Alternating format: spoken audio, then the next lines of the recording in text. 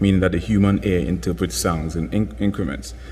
So when you hear a chord, primarily is 440 hertz. That is the number of waves that occurs per cycle. Hertz was actually named after a person. When you double the frequencies, 440 hertz, you get 880. So you have... But I didn't have...